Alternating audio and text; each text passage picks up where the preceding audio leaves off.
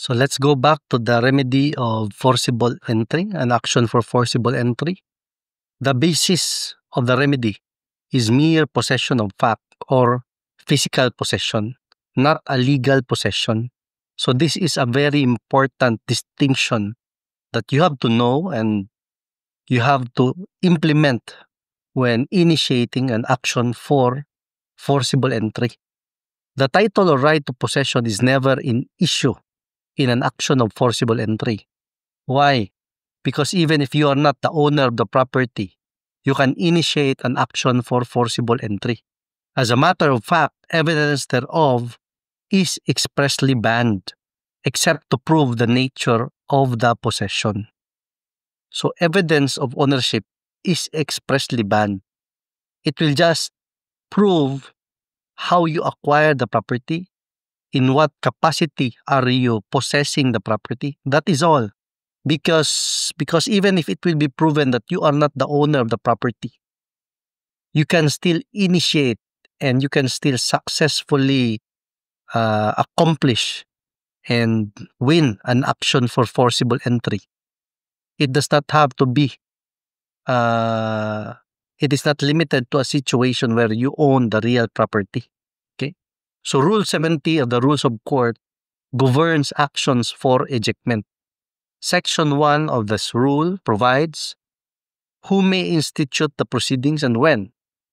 Subject to the provisions of the next succeeding section, according to Section 1, a person deprived of the possession of any land or building by force, intimidation, threat, strategy, or stealth, or a lessor, even a lessor, vendor, vendee, or other person against whom the possession of any land or building is unlawfully withheld after the expiration or termination of the right to hold possession by virtue of any contract express or implied, or the legal representatives or assigns of any such lessor, vendor, vendee, or other person may.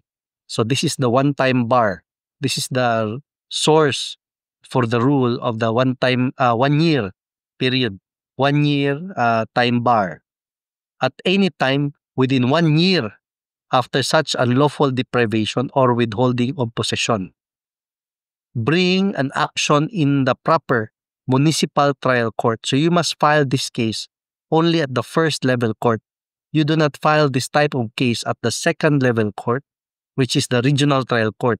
Dismiss lao sa mong kaso against the person or persons unlawfully withholding or depriving of possession, or any person or persons claiming under them for the restitution of such possession, together with damages and costs.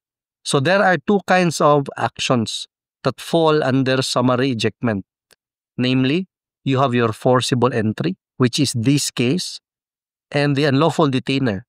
Usually the unlawful detainer, it applies to like lease contracts na expire, yawa mo vacate sa property. That is the typical unlawful detainer case. But it is not limited to that, of course.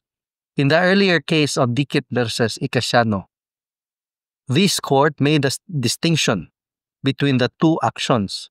Forcible entry, according to that decision, is the act of depriving a person of the material or actual possession of a land or building, or of taking possession thereof by force, intimidation, threat, strategy, or stealth, against the will or without the consent of the possessor.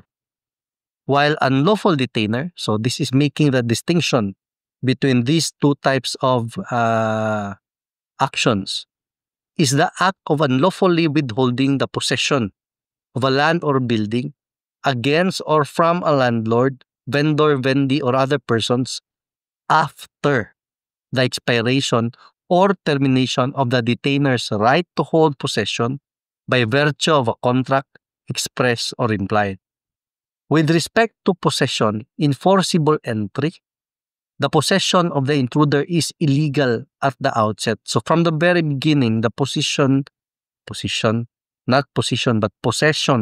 of the intruder is illegal because his or her possession thereof is made against the will or without the consent of the former possessor. In an unlawful detainer, by contrast, the possession is previously legal. Like for example, you rented a property, you rented a house and lot, you entered into the property and acquired physical possession legally. So that is why it is a typical example of an action for unlawful detainer. But this possession, which is previously legal, becomes unlawful upon the expiration of one's right to possess the property after, for instance, the termination or violation of a lease contract. Another difference rests in terms of a demand to vacate. In an action of forcible entry, no previous demand to vacate is required by law before the filing of the action, while such demand is required in unlawful detainer. This court reiterated these differences in the case of Sumolong versus Court of Appeals, adding that in forcible entry, the plaintiff must allege in the complaint and prove that he was in prior physical possession of the property in litigation until he was deprived thereof by the defendant. But in unlawful detainer, the plaintiff need not have prior physical possession of the property. So this is a critical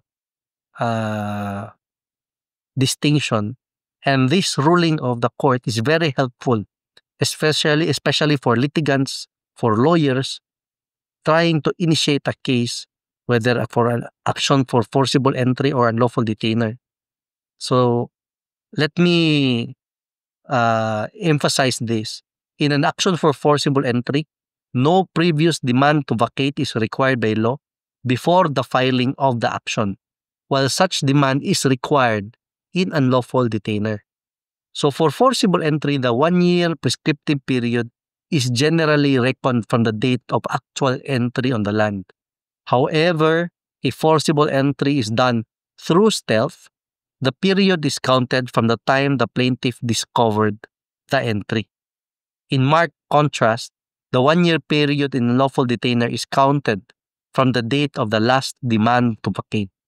Thus, the 3 elements that must be alleged and proved for a forcible entry suit to prosper are the following. So these are the requisites, the elements of an action for forcible entry: that they have prior physical possession of the property, that they were deprived of possession either by force, intimidation, threat, strategy, or stealth, or that the action was deprived, or that the action was filed within 1 year from the time the owners or legal possessors learned of their deprivation of the physical possession of the property.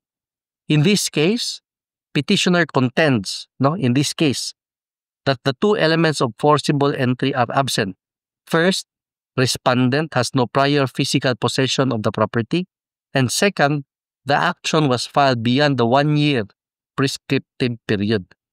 This court agrees with the petitioner. So the Honorable Supreme Court agrees with ABC Telco, the petitioner. So now we have a clue as to how this will end, no? So there is still a huge chunk, but very meaty chunk, and very important part of the decision that we have to read. It's quite lengthy, so I will read this in the next episode. Okay?